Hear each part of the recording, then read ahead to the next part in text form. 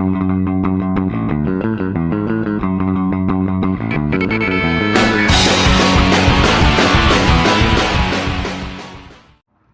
everyone, welcome back to Immediate Movie Reactions. I'm here after seeing Despicable Me 4. This is the, 1,000th installment in this franchise. At this point, this is like Call of Duty. It's just coming out every year, and it's alternating between either the Minions movie or a Gru movie. And I don't think it matters one way or the other because they're both in either one, and they're both telling the same stories over and over again. There is nothing new or original in this.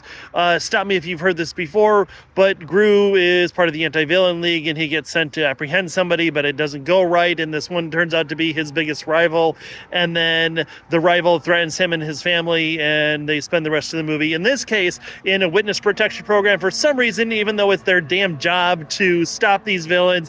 This villain that can also turn into a cockroach sometimes is worse than the other villains, even though it all ends up the same, the top of a skyscraper, which I think is the same building that Tony Stark, Iron Man, fought Hulk in, I think it was Civil War. Like, I don't know. It doesn't really matter. He ends up fighting the bad guy, who is Maxime, I believe, and I don't remember who the hell he was played by because it doesn't really matter, in his giant cockroach machine. And then the super minions come in because for some reason there are super minions, even though it is just another plot point in this movie of thread that is going on that is completely unnecessary. At some point, Netflix or Hulu or Amazon or somebody needs to just buy this up and make it into a franchise, into a cartoon, because I think in 30-minute installments, this would probably be fine. Each of these story elements would be fine on their own. Gru meeting a young woman, Poppy, who is becoming his partner to pull off a heist for some reason, and it all ties up stupidly at the end. The whole reason that the villain is now rival for Gru, I think, was sort of picked out of a hat. Like, spent 30 seconds thinking about this. Points the animation is good, but who cares, right? The point we are in now with animated movies, it's more of a story if the animation is bad.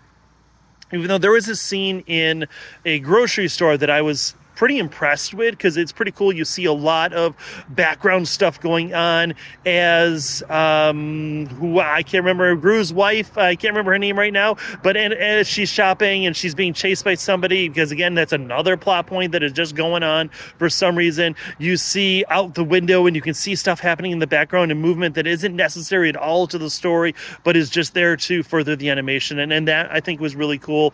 But I guess I'm just stalling because this is not a great movie. It's fine. It's okay. It's another franchise movie. It's another story of Gru and his family, who for some reason are never growing up, even though Miranda Cosgrove at this point is like 35 years old. Nah, I know she's not that old. She's in her 20s, but the kids have never grown up. There is a baby now, baby Gru Jr., who, if you've seen the previews, doesn't like Gru, but surprise, surprise, he grows to love him at the end. And that's coming. The stories, the jokes get a little bit old in that sense. But, it's a family movie. It's a kid's movie. And by that respect, I think it's all fine.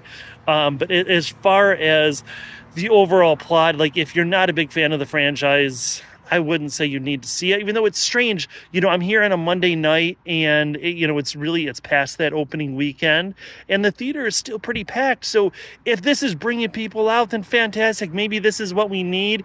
I did not enjoy this movie. I do not think this movie is worth seeing.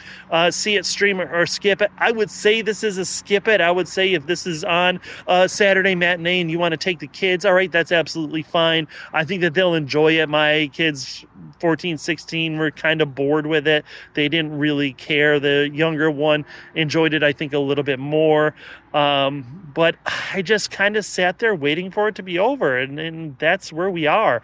I think that this should be a series. This should just be hey, we've got 10, 12 episodes, and that's it. We're done. We've told all the stories of Gru that we need to tell, and we're moving on. Please try something new. So yeah, there we are. I appreciate everyone who is watching, and please like, share, and subscribe. That's all I got for this. There's not a whole lot to say. Oh, I'm sorry. The best part of this movie, Rex Kwon Do, Dietrich Bader from Napoleon Dynamite, kind of reprises his role as a karate sensei, and another missed, failed, lost plot opportunity or thread going there. Anyway, I'm done. Thank you. I appreciate everyone. And yeah, like, share, subscribe, and all that stuff. And I'll see you after the next movie.